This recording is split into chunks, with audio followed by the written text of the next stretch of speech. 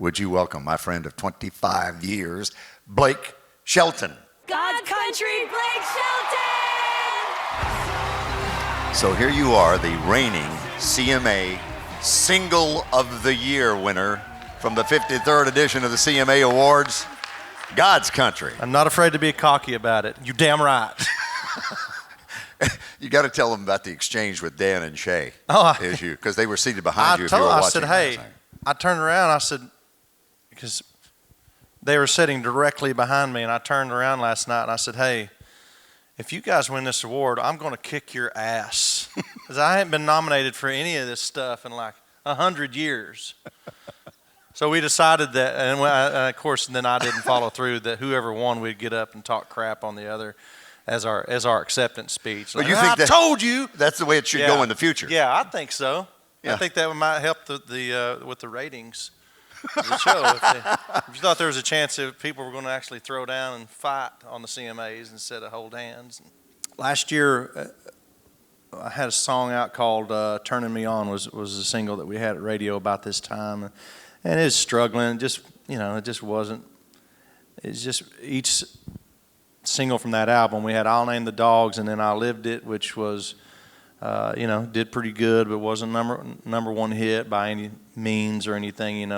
It just did okay. And then "Turning Me On" did just not even as good as that one. I think it struggled a little bit, especially for me having been on a roll at radio. It was like, oh shit, we knew this would happen eventually, right? It's like.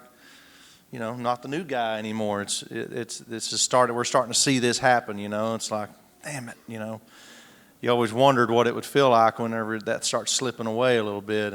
But I think about that stuff a lot, and I always wonder, like, man, how am I going to feel when this kind of goes away and we're not that hot anymore in the industry and I was kind of okay with it. I was like, my God, I got a lot more out of this than I thought I would. I was like having that kind of pity party. I saw the light in a sunrise, sitting back in the 40 on a muddy riverside, getting baptized in holy water. And then Scott just sent me this song, and he said, man, I got a handful of songs. People know that we're out of the album, and so they're starting to send some things. You want me to just send them to you? And I said, yeah, just send them, And I was out I have a skid steer with one of those mulch heads on it, and I was out just mulching some stuff on the property, and it just so happened it had a little Bluetooth connector in there, so I stopped and figured out how to make that work. And I'll be damned, the first song that I played was God's Country, and it was Hardy singing the demo, and I